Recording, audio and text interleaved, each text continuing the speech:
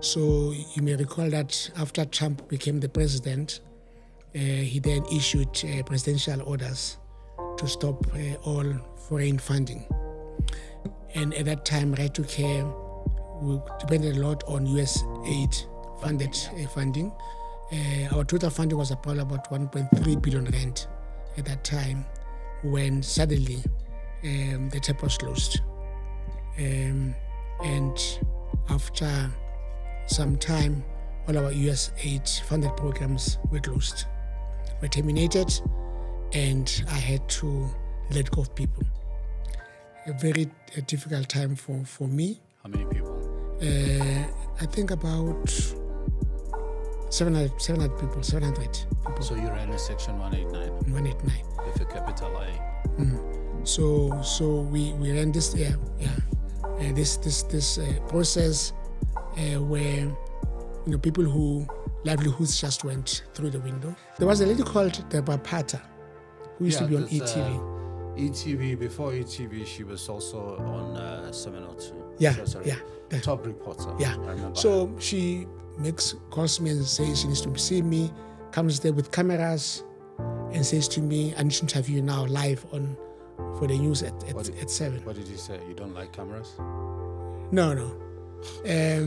So, and we'll talk about the issue about, this is different from that type of interview. Yeah, where it's like pressured. Yeah. And then basically she said to me, you killed 6 children. I said, but Deborah, I was not there. She said, no, they're under your care. You are responsible. You are a murderer. And I'm trying to explain what happened. Welcome back, everybody. Welcome back to another episode of Off the Clock. How do you deal with stress? How do you handle that? Coping mechanisms that I have is I go for a run. Manage stress by obviously being moments like this. Directly saying I'm going off the clock. Just even a night out. I'm listening to my favorite music. I go into one of the studios at the gym and I dance. Some cocktails and rest and just do nothing. I ground myself spiritually. The right amount of stress is good. Dr. Litlhakanyane, welcome to Off the Clock. Today we're going to be touching a number of topics. One of those is lifespan versus health span.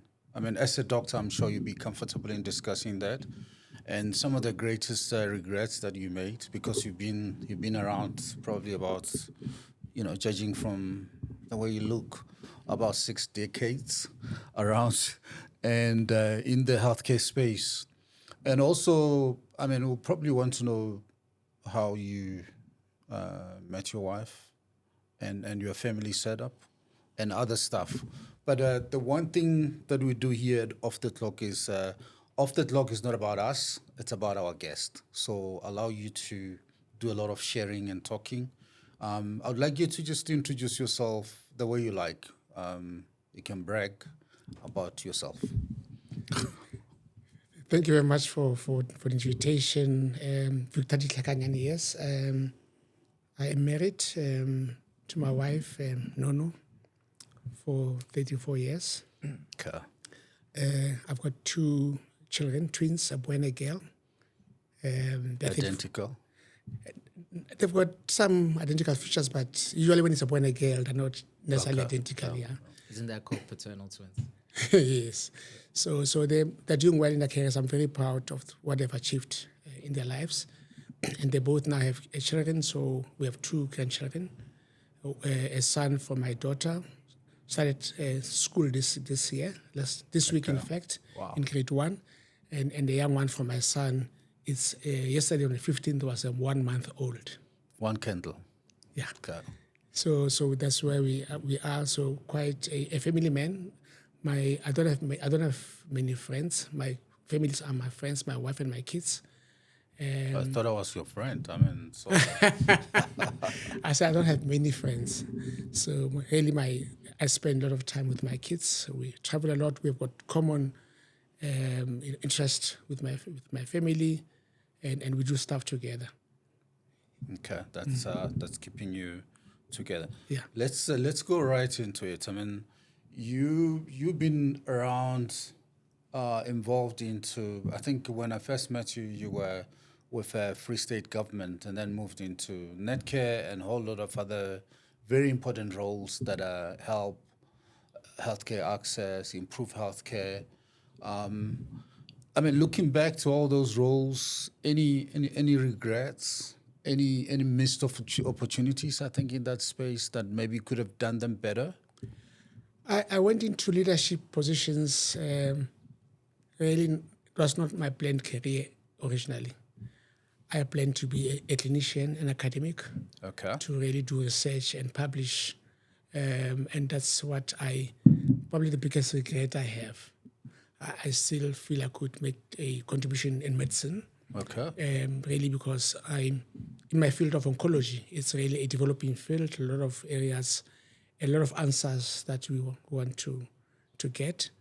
So when I finished as a specialist in 1994, as you know, then the new government was being set up and they were looking for young people to actually get into leadership. And I went in hoping that I'll be for a very short stint. And I'll go back to my first love, which is medicine. However, a lot of things happened in that journey that kept me away from clinical medicine. I went into a leadership position at a very, very young age. At 30 years, I was chief director of health services. Wow. Which is the third highest position in government at 30 years. And then in a matter of 5 years, I was a head of department. So at 35, I was now heading a department of health. Very few people. I mean, people talk a lot now about that we have all these old people leading. That initial political leadership was not scared to take on young people, give them opportunities at that time. Throw them in the deep end. Exactly. But things that really prepared me for some of those things, it's amazing how when you look back, you're prepared for these positions. At a very young age, I was in the leadership position at university, student leader. In my first year, I was in the house committee of my residence, Alentela residence, at the University of Natal Black Section. I then moved on. Did you say Black Section? Yeah. So was the a University of Natal at that time was divided into three parts. We had University of Natal, Durban, which was commonly called Howard College, which was on a hill for white students. And then we had University of Natal, Pietermaritzburg, which was in Pietermaritzburg. That's in the valley. Yeah. And then we had University of Natal Black Section, which was created, it was a special dispensation to allow black students to study in a white university. So it was only for medical students at the beginning. And we stayed at a residence called Alentela Residence, which was far away from the main campus. We never had interacted with the students on the main campus. So we were almost like a university on our own. And we played sport, also politically, because we did not play with white students. We had our own things going. So it was really No called Black rugby Section. for you? There was rugby. Okay. There was rugby we had students from the Eastern Cape who studied rugby. Some of them are very well-known CEOs current now. So what happened was that the Black Section then included black students who had admitted to do other courses at the university. For example, people doing accounting, doing engineering, law, stayed also at Alentela. Okay. So remember at that time, you had to get special dispensation to study in a white university. So they had to apply for permission.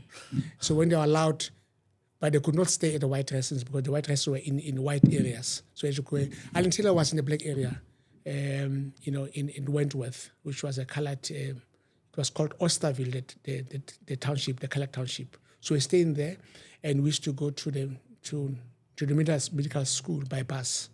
In other words, go to town to attend, and then in the evening get a bus back. Come back to a black area to sleep. So that's how it was set up. Wow. Do you want to engage on this? It sounds like a history story, bedtime. I mean, I'm not surprised because you guys come from that time. But what was it like? I mean, compared to now. So things have changed a lot. I must say, I'm in a sense also grateful that I went to that medical school. So I was admitted for medicine at Wits and UCT, but I had to apply for permission, which was denied. I was denied the permission to study at the White University. I was then accepted at Natal Medical School. But those years we used to get a telegram that said admitted to first year. That's how we informed Do you know what a telegram is? I mean, I'm sure I do. I just forgot what it was because I never really used one anymore. I think this discussion is like this, trying to bring your generation into our generation, because you think about, I think me growing up, having to learn how to write and write a letter for the parents to say, write to your Mamkulu or whoever a letter, and the parents will dictate and then you write. Or if there was a death in the family, they will send telegrams to say, I don't know, somebody urishile or somebody's dead. Like those kind of 3 weeks or something. That was the telegram, like the shortest way of communicating, like in a postcard or a letter. It's a little bit of a history lesson for you. So it was done by the post office. So you went to the post office and you paid per letter. So you want to have as few letters as possible. So it's not like a long story. You say, Victor died, funeral tomorrow. 4 letters. Then you pay for 4 letters. Yeah. Okay. So, and what happened, it was, the technology was that while they actually almost like sent almost like a fax thing. They type it in. It comes out on the other post office, the nearest post office. They then printed it out and then go and give it to the person who's supposed to get it. It was the quickest way of communicating. And these days we do, WhatsApp, Yeah. That was, if you send a letter will take 5 days and the person will have been buried already. Yeah. So in our case was to send that so that they could say registration is on this day, so that you don't miss registration. Yeah. So I'm grateful that I went to Natal Medical School because I learned a lot, not just being a doctor, but also to be a very socially responsible citizen, to care for other human beings, and also to lead, and I got into many leadership roles at a very young age.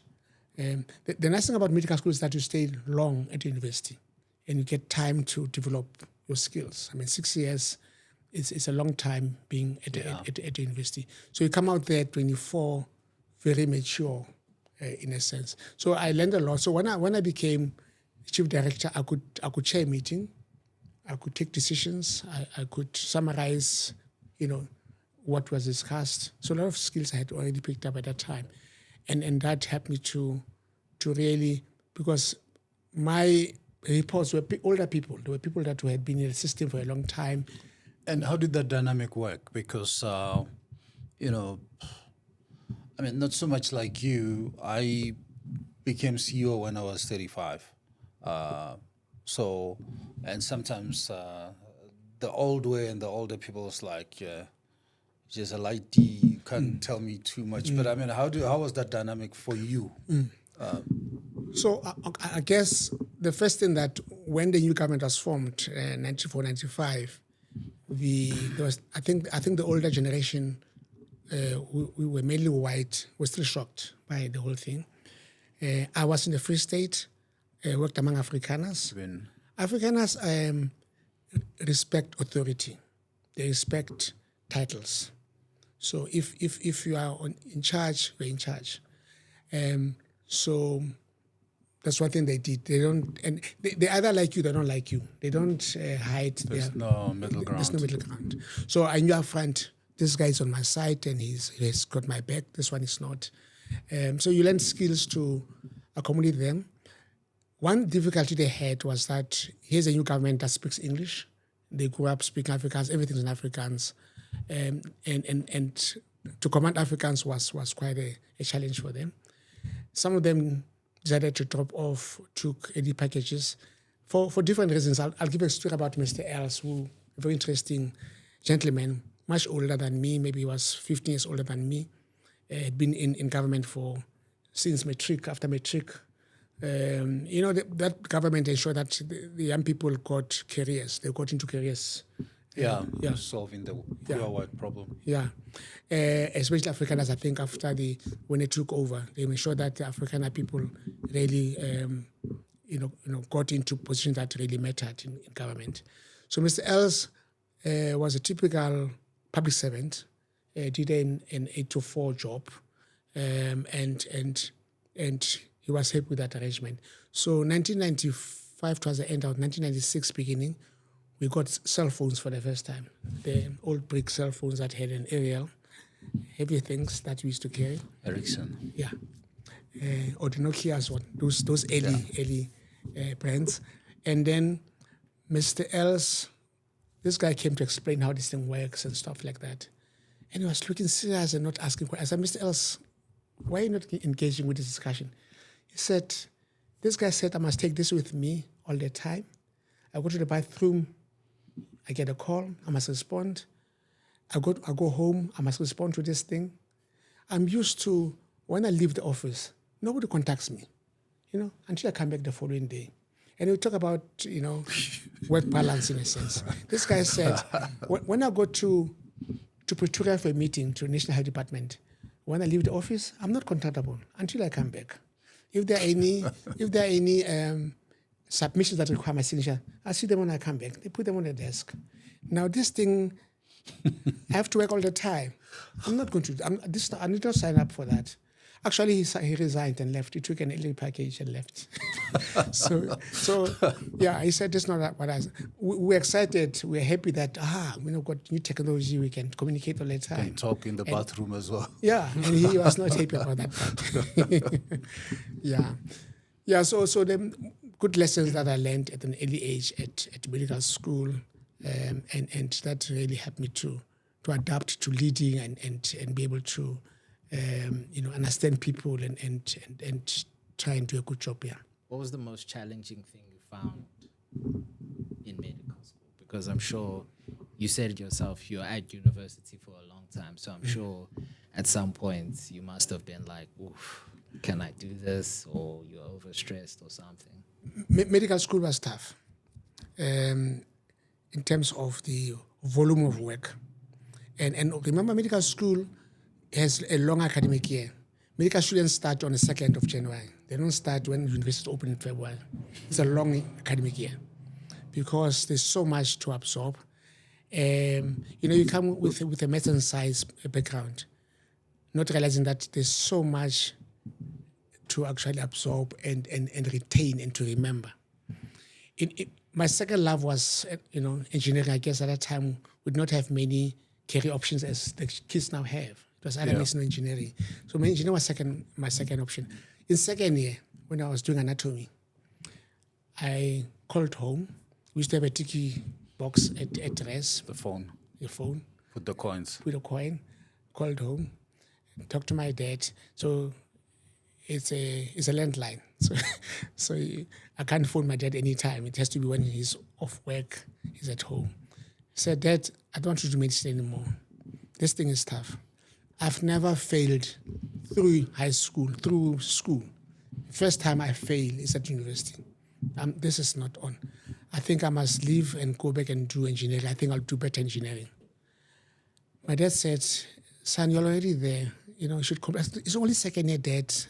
I can recover. I can do engineering for the next 4 years and finish. Then he said to me, let's make a deal. Finish medicine. After medicine, you can do engineering. And I agreed to this deal. And then I said, I'm going to work so hard to finish this thing so that I can do my engineering, So you're doing the doctor degree or MBSHP for your dad, and then you do the engineering for yourself. But I guess it was early years in medicine. So what medicine is a layered course. You do the basic sciences at the bottom, So first year you do physics, chemistry, those type of things. Second year you do anatomy and physiology. So it's layered. you only do clinical from third year onwards. So you actually get exposed to medicine.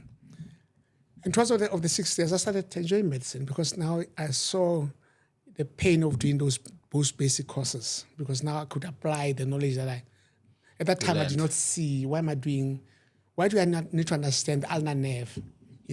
What's the purpose? Later on, I started realizing that, and actually love medicine. I remember when I was, after my internship now, trying to specialize, my dad said to me, so when are you doing your engineering course? I said, the old man got me actually. He just wanted me to focus on medicine. And he said that, no, I'm not doing engineering, I'm happy with medicine. So although he was not as educated as I was, a very intelligent man who actually used psychology to get me to actually finish medicine. So I really appreciate that part. So it was tough, long academic year, tough. When I go home, my peers have finished their BA degrees and BSc degrees. Some of them are already teaching. I'm still a student. I've not started working. You got no money. I've got no money. So those are the stuff about being there for a long time. So, I mean, you mentioned earlier in your intro that you happily married with 2 children, the twins.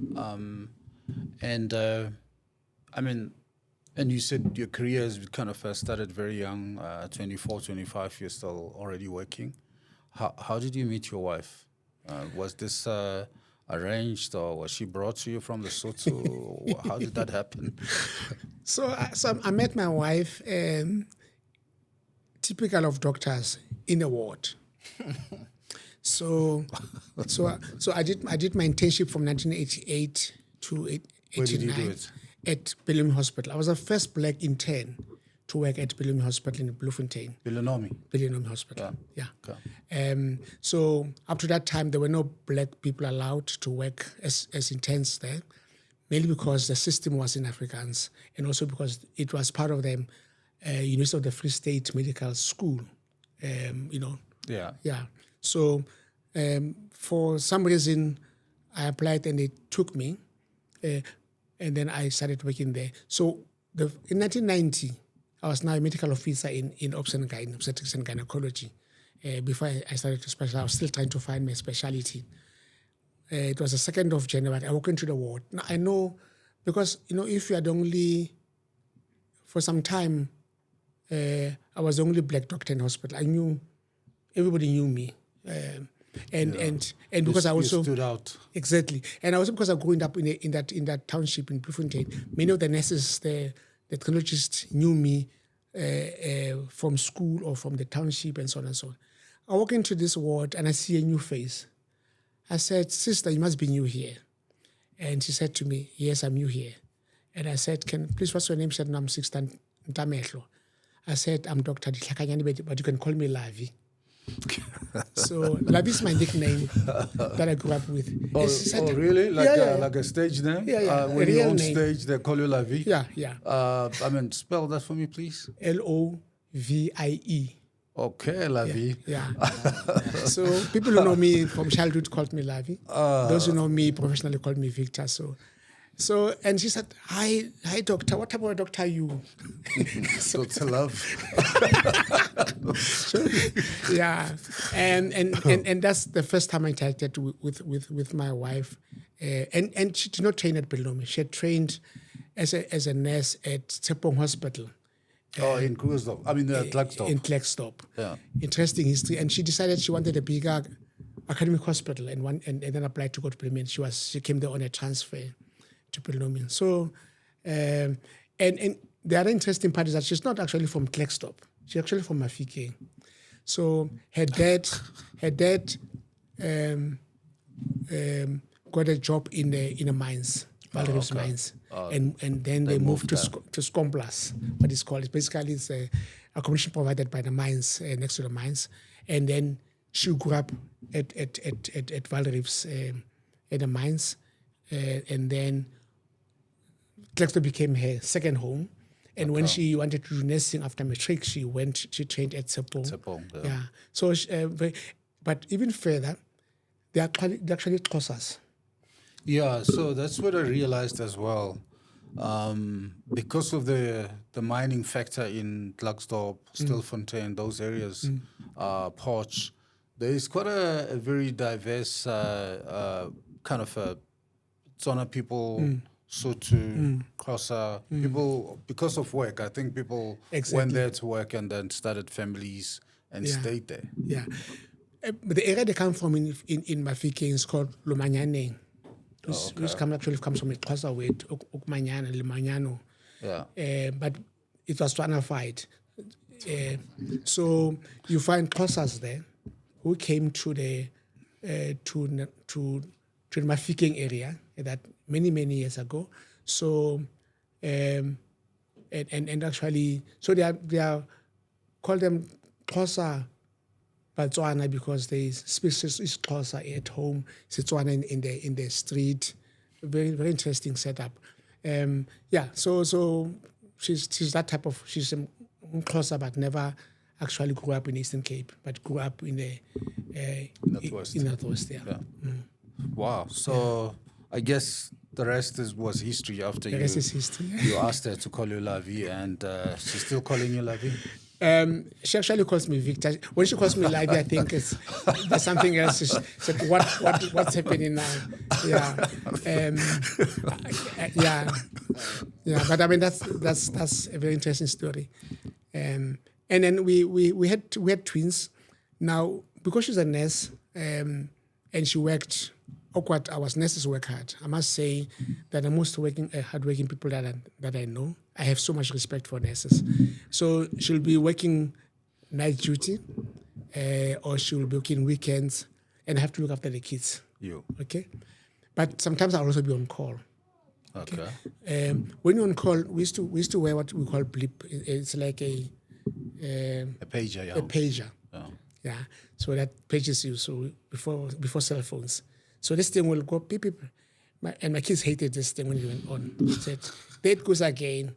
And then I have to call and say, Doc, there's an emergency, please come out. Or Doc, there's an admission, please come out. I can't leave kids at home. So I used to take them with me to hospital. Oh, so they grow up in the hospital. Yeah. And when I get to the hospital there, maybe sometimes it's 8 in the evening, 9 in the evening, the nurses will try and get them some corner. They say, please sit there and hopefully, and they'll bring some of their toys to keep them, because they were true. They kept each other busy in a sense.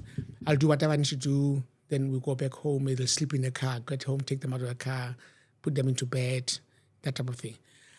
And I never realized the trauma, we're talking about regrets, trauma that this inflicted on my kids. When they're in grade 11, and they were doing so well in maths and science and biology, they were A students basically in science subjects. I said, guys, we need to talk about careers. They said, not medicine. Or not do medicine. I said, guys, why? Such a last portion. No. The way you worked hard and you were always working, we're not doing this thing. We're not doing medicine. There are many other things we can do. So they refused to do medicine. I never realized that in fact, because they talked in unison, it's like they actually had discussed it, that they're not doing medicine. So they never did medicine, made peace with it, and I said, look, whatever you do, I'll support you. My son got married last year to a doctor. And she said to me, Dad, I got you a doctor in the family. You must be happy now. You can't complain anymore.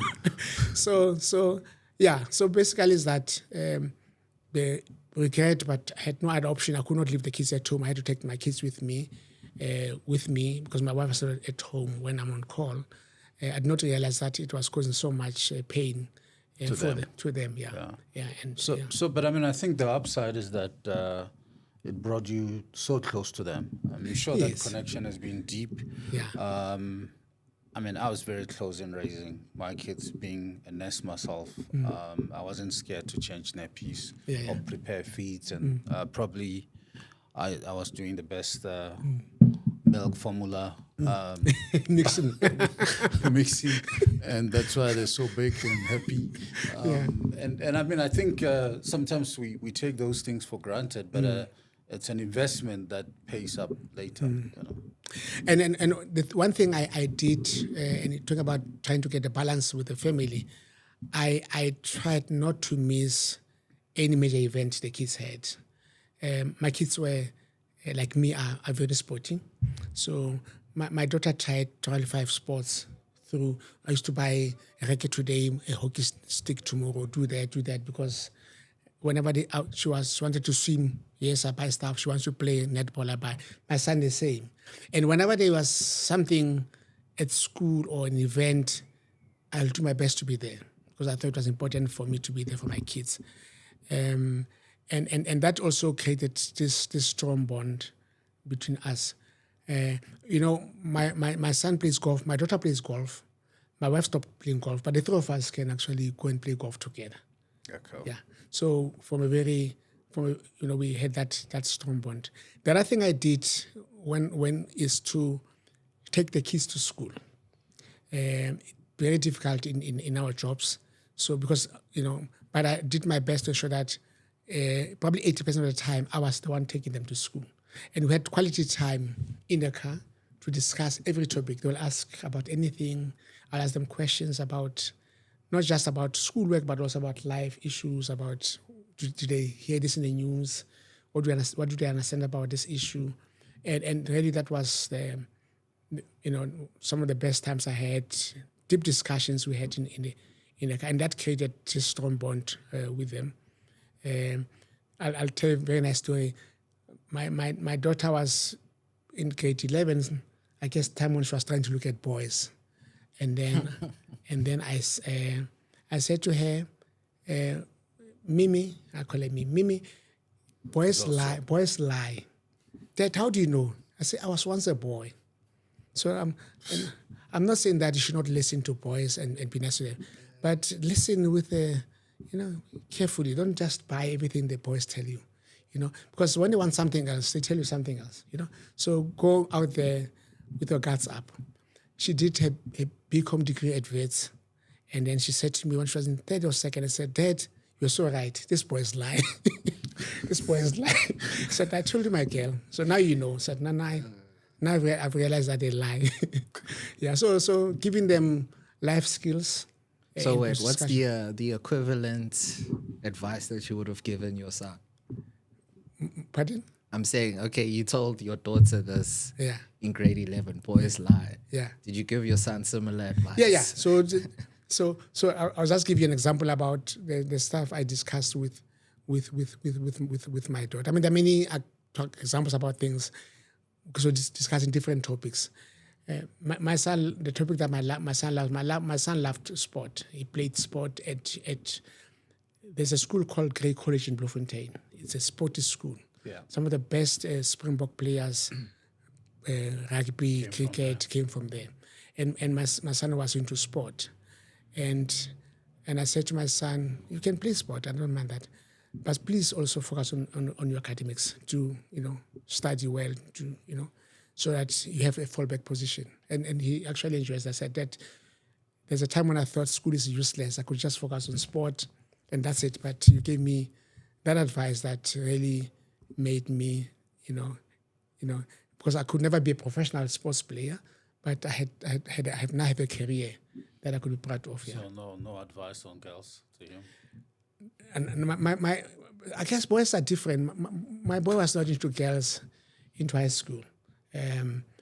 Probably first time we talked about girls was first year university. Yeah. But we're close enough for him to actually that I've got a girlfriend at first year university. Oh, okay. We're close enough for him to actually say, there's this girl that. And I think that girl, the advice I gave him in first year, they had this relationship for about 6 months. Then this girl dropped him. My son was so devastated. Broken. I said, boy, you're not the first person to be. It will happen to all of us, and it will happen not once, a few times. So get used to it. Get used to it. Yeah. And actually later on he said that I developed now a thick skin, understand how these things work, and maybe we go into relationships for different reasons, and he learned. Yeah, but it was in the first year when he really had a serious discussion about relationships. Yeah. So twins, do you still spend time with them together individually? And also, how's their relationship like today? they are friends. Mimi my daughter would know about Junior's girlfriend first before all of us. The same applied to him, and so they're quite very close. Tomorrow, for example, they bring the young one, the granddaughter, to our home because she was actually with the in-laws, and Mimi will be there. Mimi, so they're very close. My son and my daughter, they're very close friends. Even truly after so many years, yeah. So, and I'm grateful for that because when my wife and I are gone, I hope that will continue because the biggest support will be from one another. Yeah. So, moving on, I mean, you mentioned that, when you're still a chief medical officer working in the hospital, little sleep, a lot of care to the babies or the children. We touch a lot about the sleep, just in terms of the amount of sleep executives like you do. Today, I mean, how much hours of sleep do you do? I actually sleep well. I sleep 7 hours. Okay. I sleep 7 hours. I probably sleep around 11 in the evening to 6 o'clock in the morning. I'm a good sleeper. I sleep well. Yeah, and I think it's good to have proper sleep. I'm not this guy who wakes up in the middle of the night, worry about things.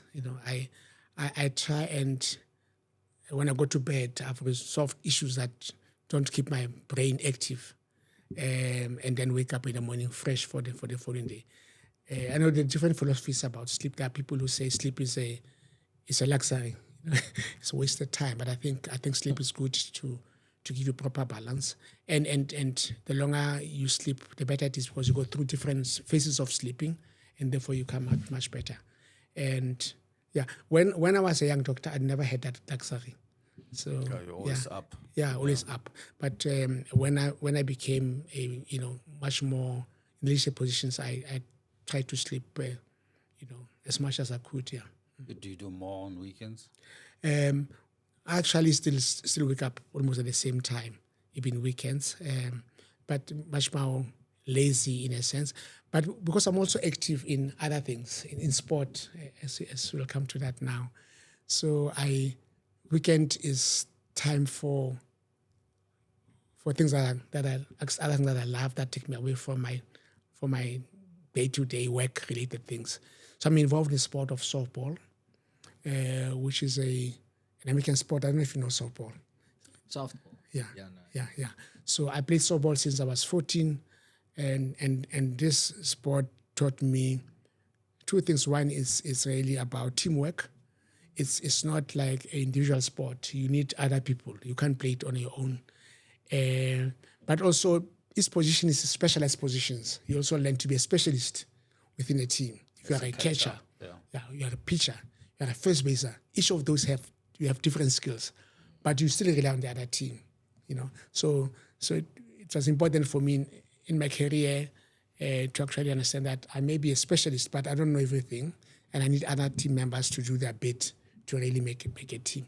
So weekends I dedicate to either family time, so we'll play golf early with my kids if it's a Saturday, so it's family time.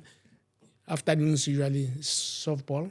So this where do you play? I know you live in Bryanston. Where so do you play? mainly, so I two things that I do now. I play for a masters team. So it's masters team is a team of over 35s. I'm 61, but I'm still able to play because I stayed in the game, which is important. But I hope that my teammates think that I still contribute towards the team. And then so that's a masters. We have our own league, our own competition for masters division. But I also coach a team out of Palm Ridge, out in the east. In the Alberton area, yeah. Yeah. So a team out of very tough backgrounds. Many of them single parents, child-headed households, tough. Young kids of 14, 15, oldest being maybe 17 years. So high school kids. I coach a ladies team, girls team. Why I chose the girls because I thought they probably would benefit from an activity that takes them away from other things that are really challenging. A teenage pregnancy for me was a big challenge that I thought we need to, and also to encourage them to go to school. So they don't just play for the team. We've got to deal with them that when they go to matric, they focus on their academics. I support them. I also help them to go into tertiary. I've got 5 kids now that I support at university level. That came from that lab. Support, what do you mean? Paying their fees? Paying their fees, arranging for tutorials, arranging for transport, accommodation. So depending on the needs, sometimes some of them have NSFAS, but NSFAS does not cover everything, or delayed payments. So the biggest part for me like now is registration for the year. Late last year, it's also about application fees. You apply, you pay for application fees. So and when they have issues with any course, they say, "Coach, I have this issue with this particular course. I find in my network, let me find somebody who can be a tutor, help you, support you, help you with that particular course." So I'm grateful that some of them are finished now. One is now going to do a BA in honors degree, and that's honors to a advanced diploma at University of Technology. One is at Free State University. So it's actually all over the place. But I'm very grateful that I meet my side, they meet the bargain, and we made a deal, and actually we make it happen. I'm grateful that one of them was doing matric last year. Londiwe passed matric last year, trying to sort out her admissions this year as well. So, yeah. So that's the. So it's not just about sport, although some of them end up playing for the national team. So that's why you sleep so well at night. Yeah. So they play well to actually play for the national team, get selected for province, for national colors, but also to actually do academics as well, to do well there.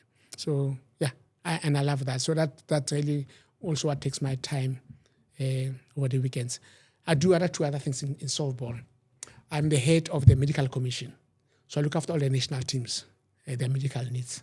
So when teams has been selected, I ensure that they get them. Yeah. So I do the medicals to ensure that they are healthy physically, and then help with if there are any issues, whether they need to lose weight, whatever they need to do. I've got in my commission, I've got people that have different skills. I've got a clinical psychologist. I've got other, people, physiotherapists, OTs, in terms of rehab stuff. But there's also another doctor, clinical pathologist, who just looks at doping. So ensure that they understand doping because, it's a quite important area. And that's part of it. So I do that part for all our national, and I travel with them.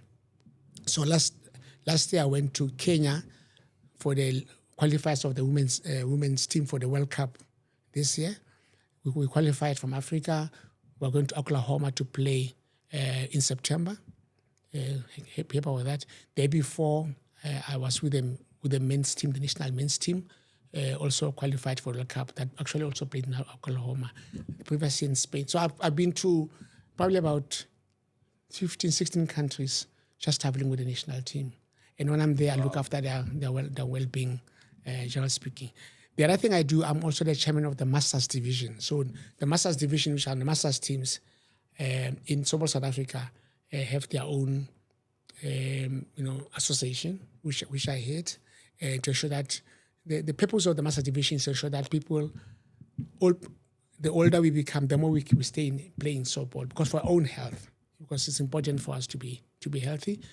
But secondly, that we contribute towards development of softball. So many of the people in Masters are umpires, they're coaches like myself, they're also in administration, technical, they do all sorts of other things to develop softball. So I think it's important to have something else beyond your work to give you that balance, but also to contribute, especially when you can help young people to become better, people, and get them out of the poverty cycle they are in. Wow. I mean, you're doing so much of goodwill, good work out there. I don't know if you have any questions. I want to rev it up a little bit, if it's okay. When did you start traveling with the national teams? The first time was in 1997. So before 1994, we're not playing internationally as South Africa, and then we used to have two separate sober associations, one for whites, one for black people. We amalgamated, I think, 1995. So 1997, the first time we actually had a team going overseas, and I went to Canada with the team. So I've been doing medical work, although I'm not qualified as in sports medicine, but I've been in that work since 1997. Okay, and that first time going to Canada, what was that like? Oh, it was. Yeah, I mean, it was tough in a sense that first time, and here I am looking after these people. They rely on me for their care in a foreign country. I had to ensure that I have enough supplies of everything from a Panado to anything that they may need there, but also be prepared to engage with the local medical fraternity to look after them. So huge responsibility on my shoulders. And remember, I was already in the Department of Health. So I was in a senior position in government, but Free State. Yeah, in the Free State, yeah. But I did that. But it was good exposure.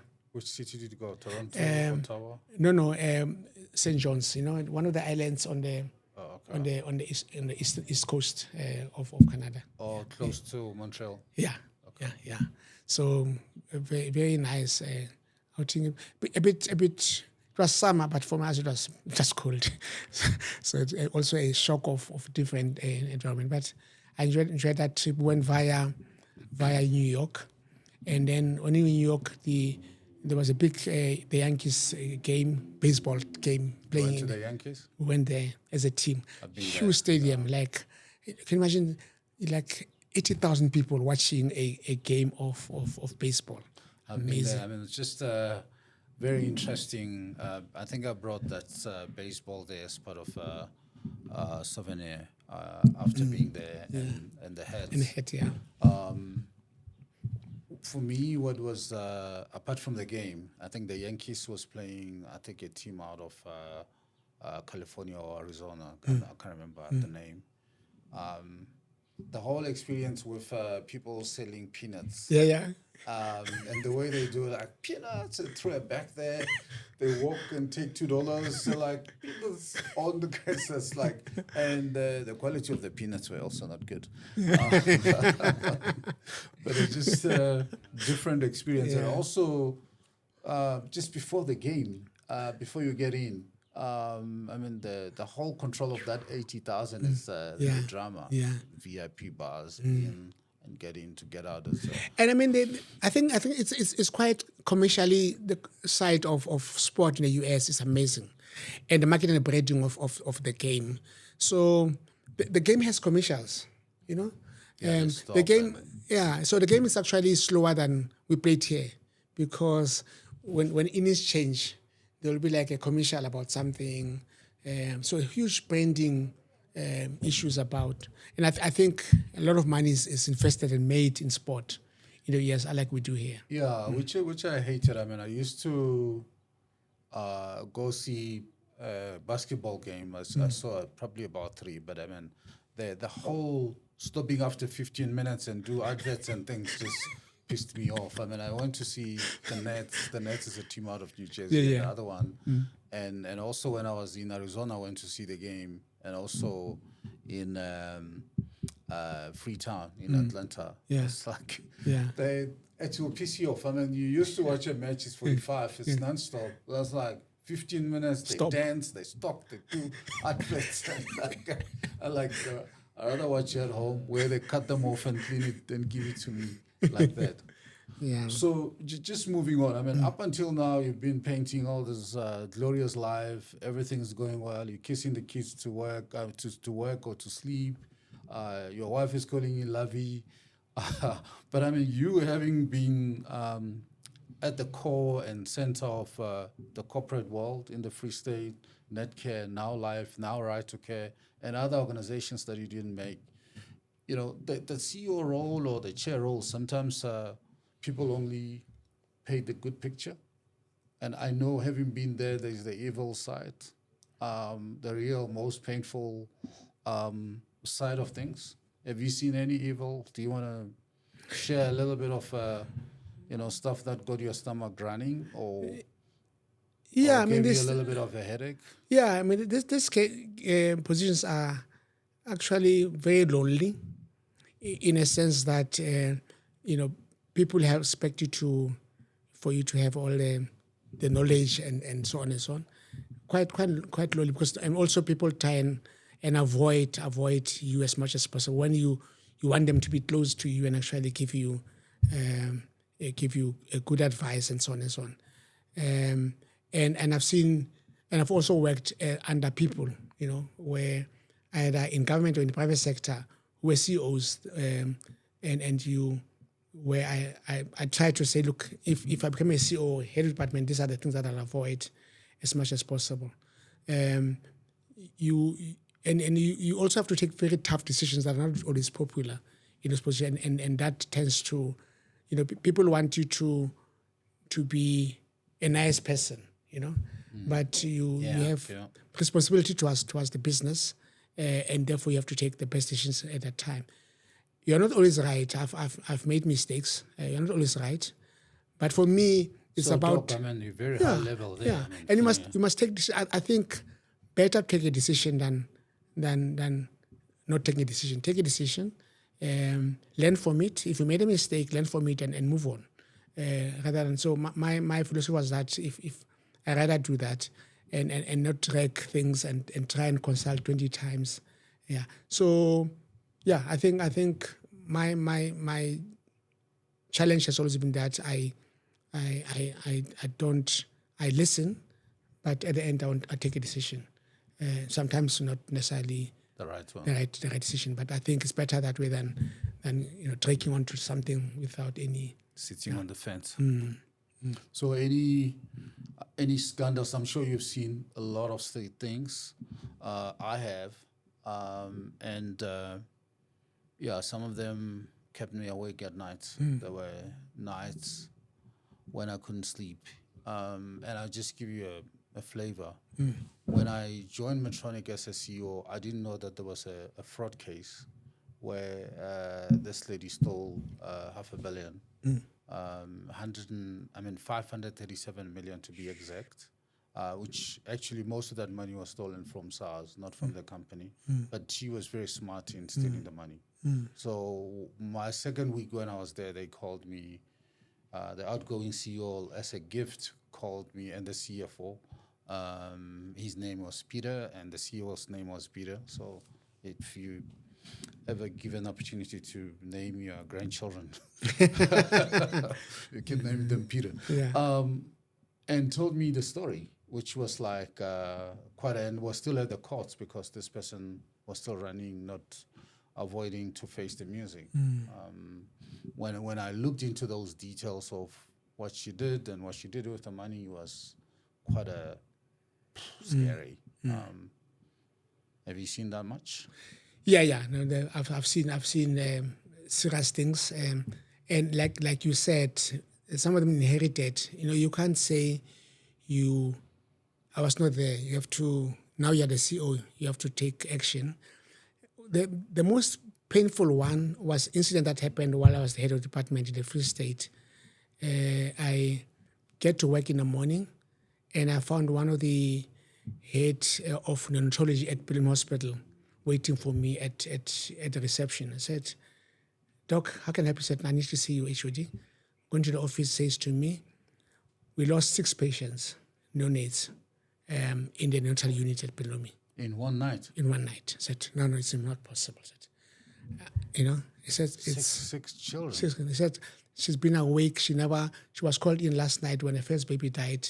While she was still resuscitating one, another one, same thing happened, and so on and so on. So that's not possible. And then, not trying to, also give a console, because it was the first time she actually, and she felt responsible as the head of department to say what actually went wrong. So obviously we're going to be tests, postmortems done. And I discovered well, this investigation led to a point that all these kids were getting, intravenous, food and medication, and the issue actually started in the pharmacy. So in a pharmacy, they mix this feeds for children, and then the guy who was mixing the food took shortcuts. He was supposed to be properly gowned and really in a sterile situation, prepare. So he took shortcuts, and these kids were all infected by the same bug. That was, and all of them died in one night. And that's how the investigation came out. So and this kept me up, and because now the families come there to my office saying, you killed our children, you are irresponsible. The worst one, there was a lady called Deborah Pata, who used to be on ETV. ETV, before ETV, she was also on 702. Yeah, she was a top reporter. Yeah. I remember. So she calls me and says she needs to see me, comes there with cameras, and says to me, I need to interview you now live for the news at 7. What did you say? You don't like cameras? No. So, and we'll talk about the issue about, this is different from that type of interview. Yeah, where it's like pressured. Yeah. And then basically she said to me, you killed 6 children. I said, but Deborah, I was not there. He said, no, they're under your care. You are responsible. You are a murderer. And I'm trying to explain what happened. Yeah. So I said, look, I accept that I'm head of the system. The system failed these kids, and I'm sorry for that. It should not have happened. And who's this person? Who's responsible? What are you doing about this person? Now I must hang this person in public, in a sense. So it was such a painful thing. I remember going home and to discuss that with my wife and say, it's really facing these parents, after this attack by Deborah, to try and make them understand that there are mistakes we make in medicine, and usually the system failure, or people actually take shortcuts. This guy knew what to do, but has probably been doing it for a while and taking shortcuts, and this time around it went wrong. It went wrong. So that's really the most painful part that I remember, which actually led to death. That although it was not me personally, but it was under my, I was in charge of that department when it happened. Yeah. Wow. So, any more that's the public sector. Yeah, public sector. Private sector. Yeah, private sector mainly related to. You talked about example of fraud, that type of thing. Really, one that happened at the Netcare. Somebody also taking money from, created if I remember it very well, a ghost employee and paid. Okay. And she was also I think gambling. Tough decision that we have to take about her, and she actually went to prison. I decided that she would need to have a criminal charge, and She was charged criminally. embezzling money, creating this ghost employees. Yeah, and will transfer money into this account, use it then for your own personal things, and it was mainly gambling. And we decided we're not just going to have a summary hearing. We're going to lay a criminal charge, prosecuted, found guilty, and went to jail. And this time, Barbara didn't find you. Yeah, right. So I mean, it's when you trust people and they've been given, responsibilities, and you hope they're doing the right thing, and they decide to. It's really disappointing. They try and do their own thing to try and defraud the system. It's really sad. And now they sit there in front of you and they say, please, don't do that. You are being tough. Don't report to the police. So no. So maybe a missed opportunity for me. I had a similar case, but not the same. I had this one executive when I was at BD. This guy was not really doing his job well, and he decided to have 2 jobs at the same time, same title, 2 American company. And then I figured it out. If it wasn't the heroics of my HR manager guy, that I still kind of respect. I was not going to know this. But also, I had the other guy, I won't mention names for popular reasons. He was very forensic inclined. If you give him data to analyze, you'll expect this, he'll give you this in terms of level of detail and things. And I just tasked him to just unpack that for me. And then I told HR about my suspicions because I was traveling overseas that time quite a bit. So he will take my travel schedule. We had a travel office inside. So it's like, when's the boss going overseas? Like, check that. And then he will come to work in the morning, like before 7, coffee machine, hi, be seen and all that.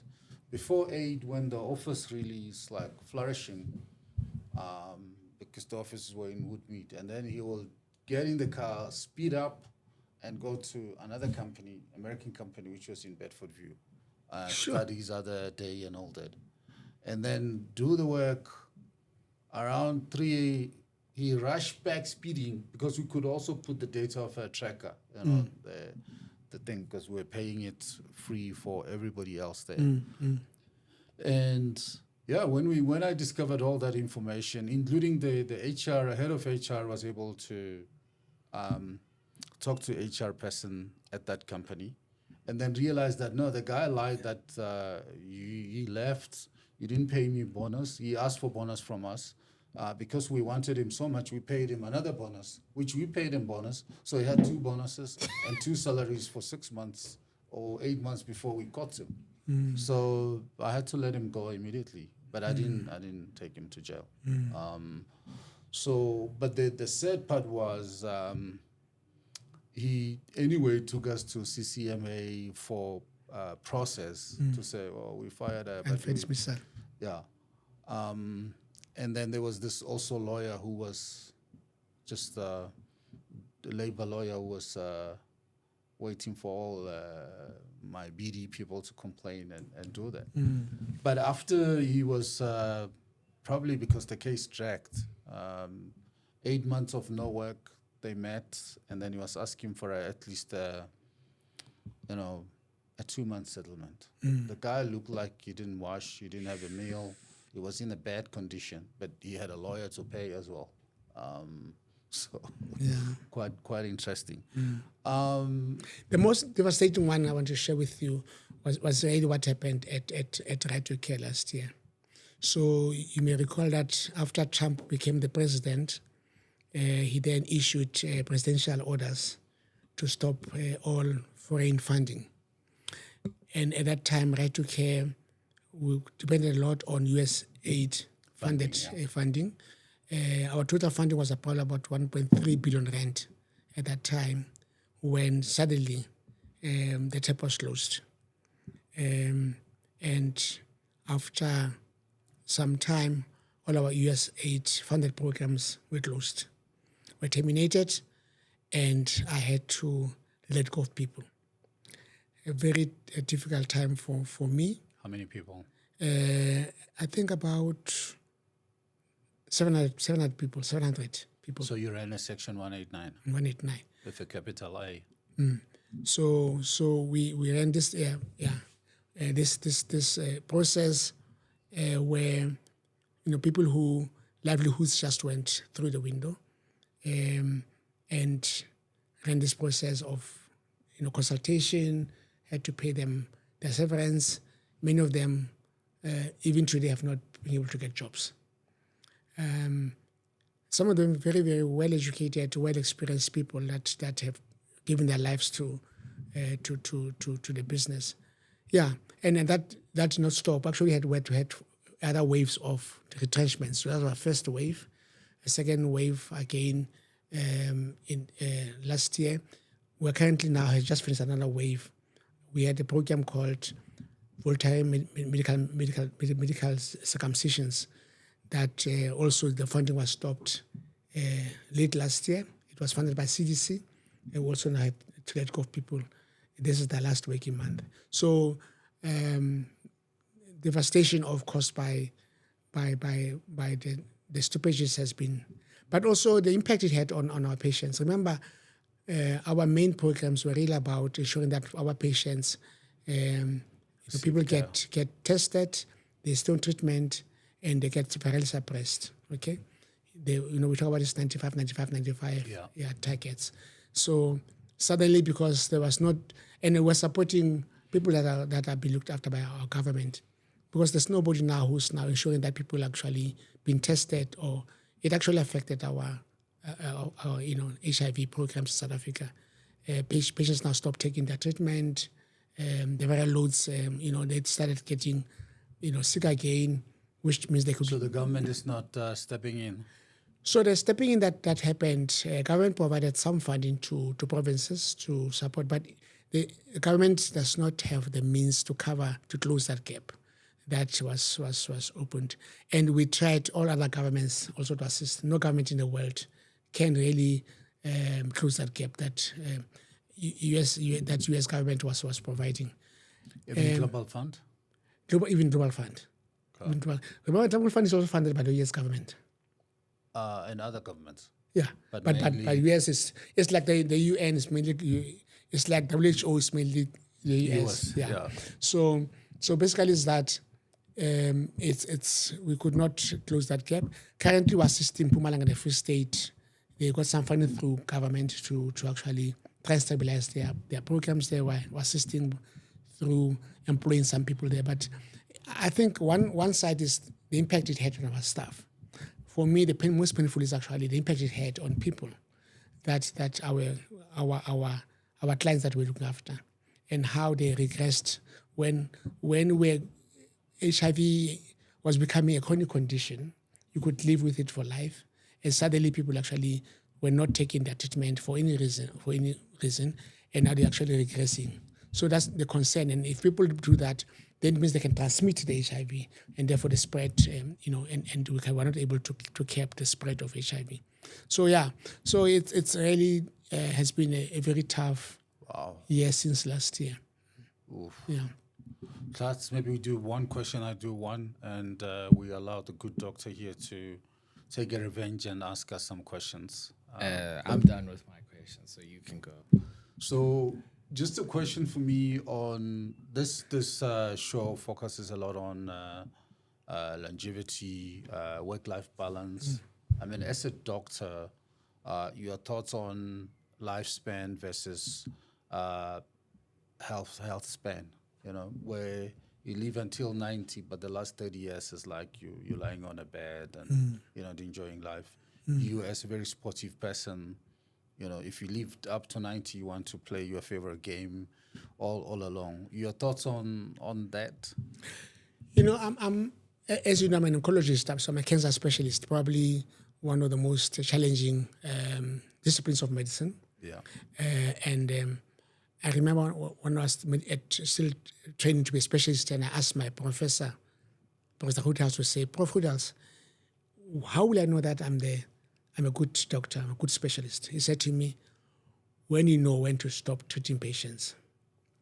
So by that it means that as doctors, we need to know when we are not able to make a difference anymore, and not just spend for the sake of spending and hopefully making money out of it. I'm not accusing all my colleagues, but some of them, keep on doing things, hoping for a miracle. And if you ask them, they'll say they're under pressure because patients and their families expect you to do something. They say, doctor, what else can you do? And because of that, you say, let me try this, let me try that. Knowing that the chance of that working are very, very slim. And usually these are very expensive, medications that don't really make a difference. And sometimes people end up still dying at a huge cost or have very, very poor quality of life. So I learned that, and that's what I learned from my professor, to say, know where your limits are and where we cannot do any difference. So I think now people actually have more information. So we talk about information asymmetry. Yeah. Yeah. So patients, when they go to a doctor, they usually know, especially in the past, knew less than a doctor. And doctor will then dictate. I'll say to you, Peter, I'll do the following to you. And you say, yes, doctor. It's unlikely that you'll say no. So now, and more and more is happening now, and I hope it'll happen more. Patients need to increase their knowledge and awareness about their own conditions and try and find information so they can actually ask very intelligent questions. Say, Doc, is this necessary? Yeah. Okay? But Doc, I've read about this thing. This is what it says. So we need to provide more information to patients to actually make the right choices in patients. And a lot of people actually say, and I'll give an example of my own mother. My mother died. My mother had diabetes and then had renal failure. Still young, in her 60s, still in Bloemfontein in government. Sorry about that. Yeah. So it was 1998 or 97 in fact, yeah. So and she had terminal renal failure. If she was in the private sector, we'll put her on dialysis and kept on dialysing her because she's not really she was really not a good candidate for kidney transplant. In government, there was a clear, she was being treated in government. Yeah. Clear protocol to say if you're above 60 and you have diabetes and hypertension, we don't dialyse you because there's so much, the volume is huge for people who are waiting for dialysis here. And here's a dilemma to me. The doctor says to me, who has looked after my mom, we could transfer your mom to private sector to get dialyzed for whatever time. We don't know how it will happen to quality of life, but that's it. You'll pay a lot of money for it. If we keep her in government, we can't dialyze her. Unless you as a HOD, you can change the protocol. I said, no, I'm not changing the protocol. It applies to me, to everybody else. My mom is like anybody else. And I discussed this with my dad. This was happening. My dad said to me, do the right thing. Talk to your mom. I said, Mom, this is the story. Explain to her. She said, I'm fine. You don't have to do anything out of the ordinary. If I die, I'd rather die than being put through a lot of expenses to you guys and maybe not even have that quality of life. My mother passed away at a very young age. But I had open discussion with my dad and her about her situation. Wow. So, just maybe to finish it off nicely, it's like a dessert to that. We will give you a chance to ask us back some questions on Off the Clock. Your views on AI. I spent this weekend, that's not the weekend, but the holidays, just creeping up my knowledge, getting comfortable with many AI platforms, Google Gemini, Copilot from Microsoft 360, Claude, that's another platform, Croc, the Elon Musk's one, and also looking at Perplexity and ChatGPT. So getting comfortable and all that. Is it something that you are fair with it, using it in your day-to-day work? Yeah, mainly generic type of AIs for the stuff that I do. I do use it. I don't, but I still want to, apply my own eye over whatever I get out of AI. Let me use medicine as an example. Medicine is a very conservative profession. We take a long time to adopt new ways of doing things. I was about to say that because, I've operated at the highest level of medical technology and biomedical engineering. And even just the tech in general, most of the people who stay in the way is you guys. Yeah. So I think AI definitely has a role to play, both in medicine, but also in leadership positions. And it's not really about taking away our jobs, but really to help us to do our jobs better and to do things that we need to do. For example. I've got a colleague who's a radiologist who's quite worried about saying there are now systems that can actually read your X-rays for you and do the reporting. Yeah. Now, if you may think that it's taking away the job from you, but actually it allows you to do stuff that only you can do, like interventional radiology. where you actually need to do things yourself. So we should not see that as a threat, but it's still being seen as a threat. So I think definitely AI has a role to play. Even in leadership positions, it can help you to synthesize. I mean, access to data, so that it can quickly get you information that it will have taken you so much time to actually research and find. I mean, if I said, what's the incidence of cancer of the cervix in the world, I'll probably get an answer like from AI rather than going to, So there are things that it can do to assist us to actually focus on important things. And I believe that is good. Your assistant, Yeah. So definitely a role, but as I said, medicine takes a while to, adapt and adopt new technologies. Okay. Any parting questions to us? Revenge. No, revenge. So you've been running this. Maybe you can tell me about the series, how many you've done, and what are the main things that are coming through those common, or some that you believe are the common threads that are coming through out of this. So to date, we've done over 70 interviews of people of your stature or caliber. And we've seen, obviously we probe into sleep, regrets, dilemmas, and also the softer part of it. I mean, your personal story, as you kind of used your stage name to connect with your wife now. Those stories have been trending and being very unique. And also some of those big, I don't want to call them career scandals or just experiences, because some of the things you don't go after them, they come to you or you find them, like your story and my story, where you inherit stuff. And those are the ones that we've seen more often than anything else. But at the base of this is that people's personal stories. Everybody is unique. I mean, your story about how you studied in a black section of a university. My son, who's another generation, kind of doesn't relate to that. Just trying to bring that. It's been very, very educational and unbelievable. I think the last interview we interviewed somebody who, in fact, I can mention a name because he's famous, Ian Fair, the guy who founded the Sobe beauty salons.